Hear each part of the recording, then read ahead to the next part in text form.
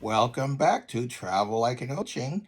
Glad to see you again. Well, thank you for all of you who have been following me right from the beginning, and welcome to those who are new to my channel. I want to talk about today something that will pay dividends for you should you decide to do this right from the beginning of your cruising career. I call this one Fastest Way to Elite Status. I always advocate sampling multiple cruise lines, but there is a way that one should go about that. We will take a look at what I have to say right after this. See you on the other side.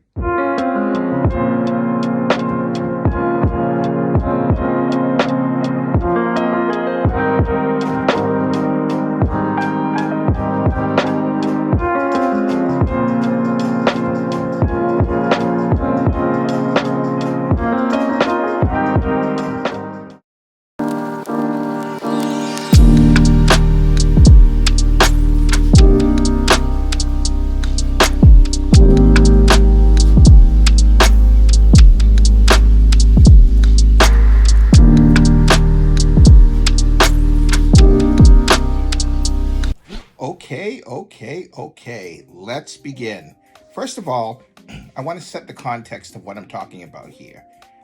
Clearly, there are those folks who will decide that with their families that they want to go on a cruise. This strategy is for the family or the individual traveler or the group of travelers who set a goal to build loyalty on a particular brand.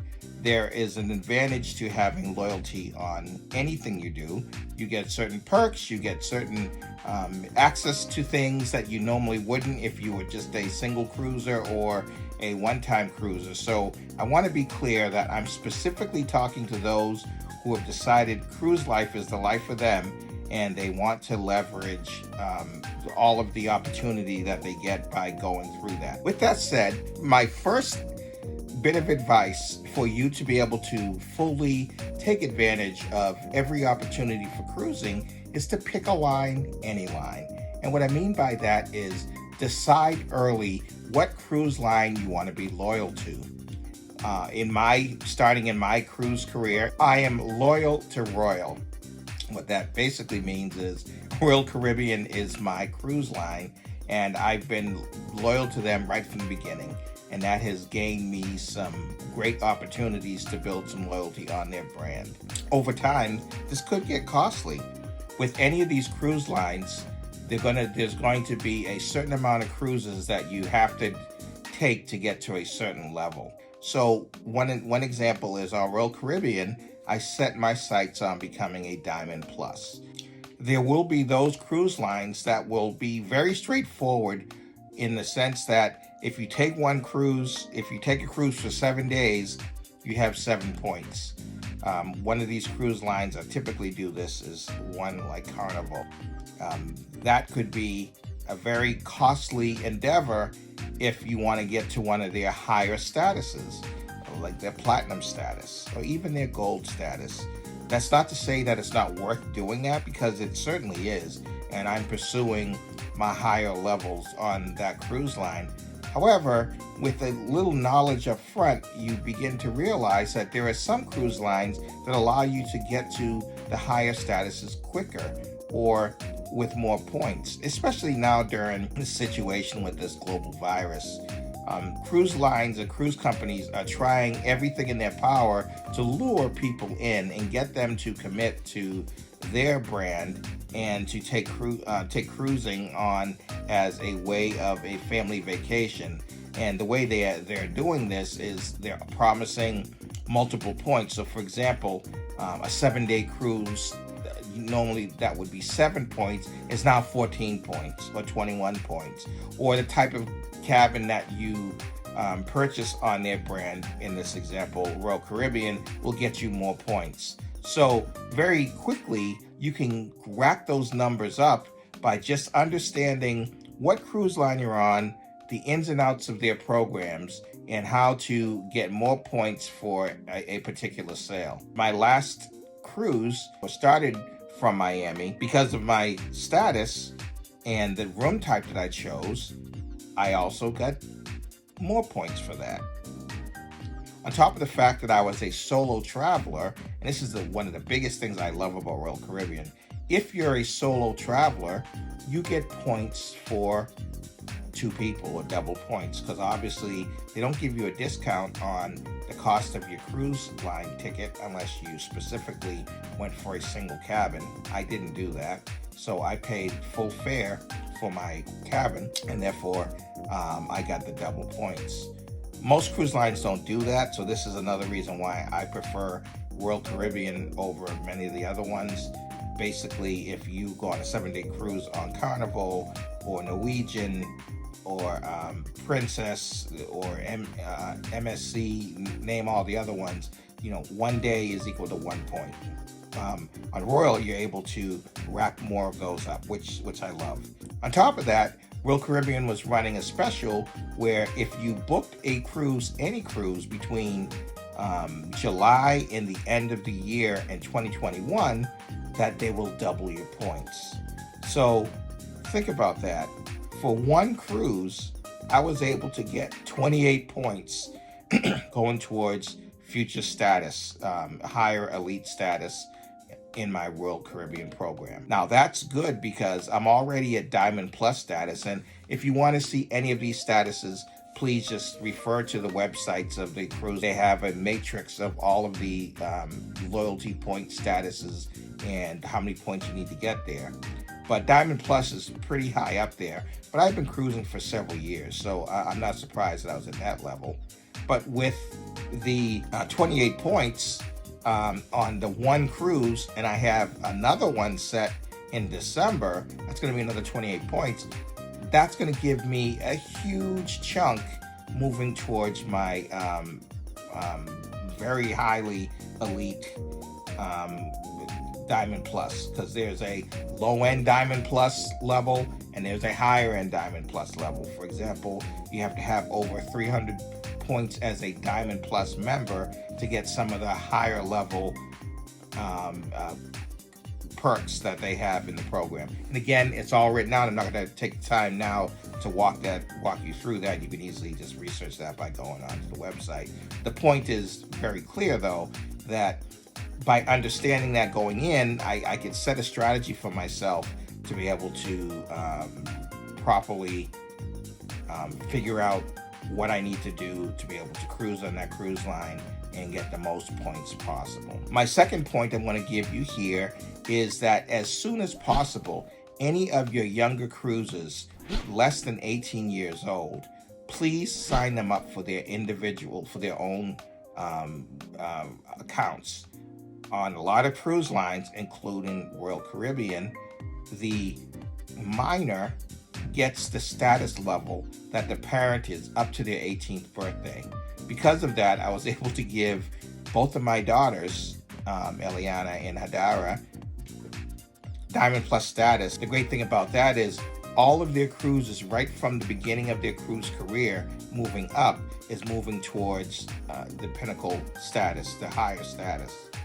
And they were able to get that just by simply having their own program and being linked to mine. So do yourself a favor and do the same for your family members. Anyone who's cruising should have a cruise number, but be particularly cognizant of those who are under 18 and can leverage the benefit of the parents' level being conferred down to the minor until they're 18 years old. They will greatly appreciate it. They don't really understand it at their tender age of 18. They will thank you later as they get these higher statuses, and by the time they're 21 years old, they have all the perks and benefits on a particular cruise line that they can take advantage of. The other point is to understand the best way to earn points, and I covered that in pretty good detail when talking about the Royal Caribbean example, right? Just understanding up front that by combining programs and knowing when to book and paying attention to the specials that are out there, I was able to figure out what is the best combination to use to be able to go on a cruise and take advantage of getting the most points possible. The other point I'd like to make is I know they offer a whole bunch of different ways of cruising. And many people talk about, well, let me just do, I'm not big on cruising, let me just do a 3-day or a 2-day cruise. If you live in a cruise port like Miami, that makes sense, or on any of the islands, Bahamas or Bermuda, and they have a cruise port there, it might make sense for you to do a 2 or 3 day. But my advice to you is, at a minimum, you should be doing 7-day cruises for several reasons. One being, a 7-day cruise is a good chunk, especially if you live in the area where you're going to be able to get the most bang for your buck in terms of points in a program, but it also is a good chunk of points every time that you pay the cruise company any type of money, right? You don't want to be in a situation where you're doing these 2-3 day cruises and it takes you 3 or 4 cruises to equal what you could have did in a 1 7-day cruise. So that's more of a strategy thing. I know a lot of people think, oh, let me just get away, or I'm not sure if I'm going to like cruising, so forth and so on. I would challenge you to, as a minimum, do a 7-day and more. And if you end up loving cruising as much as I do, you'll see that even 7 days seems a little short, especially when you're having fun. Like, I look forward to doing either back-to-back-to-backs or certainly at least 14-day cruises from my perspective. Again, the other thing you have to worry about is what types of time off do you have and what is your family situation. You know, sometimes you can't get the whole family just to do a straight 14-day cruise. I understand that, but you most certainly can get them to do a 7-day cruise. So I would opt for that 7-day over the 2-day or 3-day or 5-day cruise. So that would be my advice for that. Another strong strategy is to make sure you have a strong travel professional working for you or working with you as you plan your vacation spots and ideas. They have the best visibility on itineraries. They have the best ability to even provide perks that you may not have access to by trying to do it on your own. And they can give you some advice on room cabin sizes and how to deal with all of that information. So I want to emphasize again that you're not going to use your travel agent to do initial research. That really is the responsibility of you. Don't go to a travel person and ask them to do all the heavy lifting in terms of, you know, picking a cruise and where to go, so on and so on. You have to do some of that upfront work yourself. But once you've made the decision that you want to cruise and you know what itinerary you want, and it's just a matter of picking the time of year, cabin size, all of the logistics of securing that, then it makes sense to engage a travel professional. And the last bit of advice that I want to give is and I mentioned it earlier already, is this concept of being a solo traveler. Now, I mentioned earlier that most cruise lines don't acknowledge the fact that you're a solo traveler and that you end up paying double price. The more modern ships, especially ones that will facilitate over 3,000 guests, more and more of those have single cabins and there is a market for the single traveler. However, with those types of cabins, you're not going to get that double benefit I talked about earlier. But the other side of that is you don't get that on every cruise line anyway. For example, Carnival doesn't acknowledge that. So whether you're a single person or the room is double occupancy, you're only getting 7 days on a 7-day cruise. So there's no benefit for you to go as to take on that cruise for the points. But if they do have an option for single cabins, then it does make sense for you to try to get that, because you will pay less. How much less? Instead of paying 100% of the other person, you'll pay typically about 150%. So it's about half off. of the second guest that would potentially be on the cruise. So you're not saving a lot in terms of, they just cut it in half with the prices. You're still paying a premium price because that's just how their pricing model is. But at least it gets you onto the cruise and gets you into a space so that if you want to get on the boat, you can, and there's not going to be an issue to do that. The challenge too is a lot of these single cabins are significantly smaller than the other accommodations that you would get had you picked a regular cabin. But that's okay if you're just using the space to lay your head and the majority of your time is spent outside the cabin. Yeah, you can save yourself a couple bucks by getting a single cruise cabin. There are some other brands, the newer brands, that are really taking the solo traveler to a new level. I'm talking about cruise lines like Virgin Atlantic. They really have a concept where not only do they have great single cabins for single cruises, but their concept is no one under 18 on their ships. So that means the experience is wholly unique in the sense that you're going to be surrounded by adults doing adult themed things, and you don't have to really worry about the size of your cabin because it's more likely that you won't be in your cabin. But if you are looking to your cabin for a retreat from all the activities around you, they make it particularly comfortable for you to do that. So think of that as that other strategy to help you get to the fastest way to elite status. Those are just a few of the tips that I have at this point. Take as many as you need and refine them for your own family situation. I really like to thank you for hanging in there with me on this short video. And if you have any other questions, please leave comments in my comments section. I'll be happy to reply or respond accordingly. One other last thing that I always ask my viewers is, if you are appreciating the work that I'm doing here, please remember to like and subscribe and ring the bell on my content so that you support the channel with the likes, and that has to happen every video.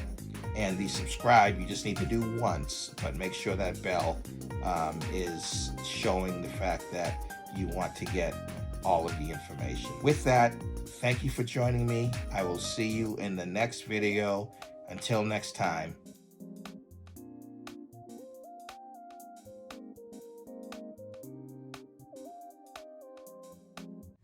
Remember to like and subscribe and click that bell.